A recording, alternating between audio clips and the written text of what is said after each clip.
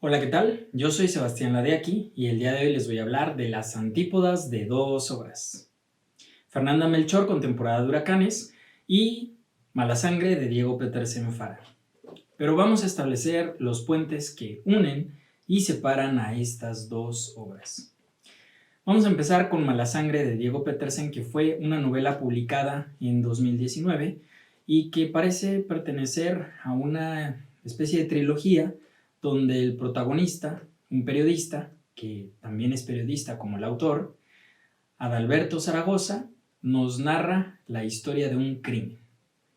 Y ese crimen es el de Mariana Colbert, una poetisa o pseudopoeta que habita en la ciudad de Guadalajara, donde también habita nuestro autor.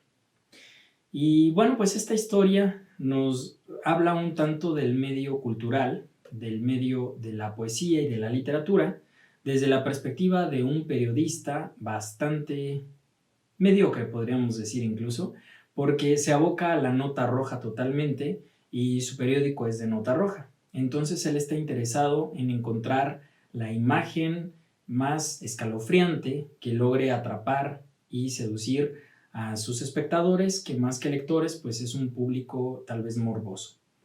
A la par está un comandante, el comandante Peláez, que también está en esta obra y con el que tiene unos diálogos bastante intensos y floridos. Podríamos decir que la manera en que se hablan uno al otro, pues sí corresponde al folclore mexicano de las jergas de los periodistas y de los funcionarios públicos. También nos habla un tanto de cómo está la situación del crimen actualmente en México y creo que es algo bastante interesante que se debe de tomar en consideración, además de que trata de darle un toque de humor desde la perspectiva de un periodista, como les digo que es Diego Petersen Fara, el autor, un periodista con reconocimiento a nivel internacional. Pero hay un personaje en esta novela que me llama particularmente la atención y es Rogerio Aceves. Rogerio Aceves, al parecer, es un periquetero y esto del periquete lo toma el autor de la vida real, así como muchas anécdotas y muchos escenarios, como es el caso de una cantina o como es el caso de la zona Chapultepec o de algunas colonias distinguidas de la ciudad de Guadalajara. Este periquetero está inspirado tal vez en el original, que es Arturo Suárez, un gran periquetero que se dedicó a hacer mofa, burla, chiste y sacarnos muchas alegrías a las personas que hemos leído sus periquetes, que no son más que frases cortas en las que deambula por la mofa de grandes temas de la política, de la cultura, del espectáculo y de cualquier índole a nivel global. Y tal vez el autor se sintió seducido por este tipo de personajes de la escena jalisciense y fue la razón por la que quiso incluirlo en su obra. Nada más que habría que ver si de verdad fue la mejor manera de insertarlo. Eso ustedes lo decidirán. Por la otra parte tenemos Temporada de Huracanes de Fernanda Melchor, que fue una obra publicada en 2017 y que honestamente fue una obra que me dejó una marca imborrable porque me parece una narrativa bastante fluida, bastante interesante. Creo que ella, que también es periodista, rebasó ya la línea del periodismo y logró insertarse en el mundo narrativo para decir: acabo de llegar y recíbanme bien. Y no necesita recibimiento porque en realidad ya ha sido bastante premiada y reconocida a nivel internacional como una gran autora que incluso es bastante joven todavía. Esta historia también inicia, al igual que Mala Sangre, con un crimen, el crimen de una bruja. Y queremos averiguar qué pasó con esa bruja. Lo de la bruja ya nos deja una sensación de terror, de que es una historia que a lo mejor nos va a hablar de encantamientos y de hechizos y de cosas sobrenaturales. Y efectivamente, nos lleva por esa ruta, pero también lo sobrenatural es que no sabemos hacia dónde vamos. De repente la historia se convierte verdaderamente en un huracán y podemos ir desde el personaje ambiental hasta el principal, del principal al ambiental. Nos podemos ir del blanco al negro, del negro al blanco, y la historia es fluida e ininterrumpida. Fernanda Melchor casi no hace uso de los puntos y sí hace mucho uso de las comas, párrafos tremendamente largos, extensos, que no nos permiten descansar, que no nos dejan detener en el libro y que nos hacen seguir, como literal si hubiéramos sido atrapados por un huracán en el cual tal vez no hubiéramos querido caer, pero del cual ya somos parte y no podemos más que llegar hasta su desenlace.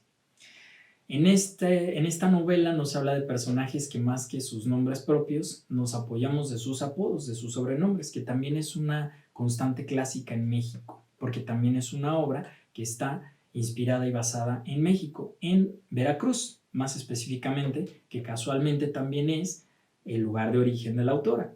Y aquí tenemos otra antípoda, porque pues nos vamos del Océano Pacífico al Golfo de México, de extremo a extremo de un país y también de extremo a extremo de situaciones, porque de la ciudad de Guadalajara nos transportamos a La Matosa, que es una ciudad, un pueblo más bien, un pueblo bastante olvidado, donde habitan personas pues también descuidadas y olvidadas, marginadas y que viven situaciones e historias de penuria.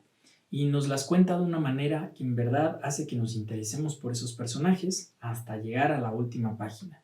Por allí ya somos de como si La Matosa fuera real y existiera, como si la autora nos hubiera querido presentar una escena, un escenario real. Y por ahí tenemos Playa de Vacas, que se menciona, y algunas otras ubicaciones que sí se pueden encontrar en la realidad en Veracruz. Pero lo cierto es que el lugar donde se desarrolla esta historia pues queda en el imaginario colectivo.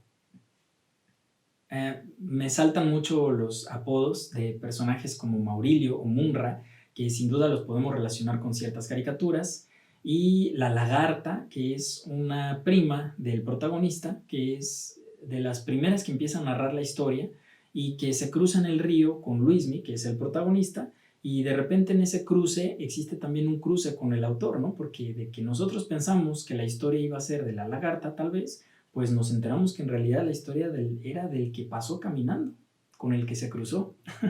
Y la historia toma un giro inesperado, que también es algo bastante interesante. Los bares son el escenario predilecto para ambos autores, para desarrollar sus historias. Hay mucho bar, mucha juerga, mucha perdición y mucho sexo, sin duda. Yo creo que si le quitáramos el sexo a las dos obras, nos quedaríamos con 5 páginas. Pero creo que más allá del sexo hay que abocarnos a qué es lo que nos están tratando de contar y por qué nos lo están contando de esa manera.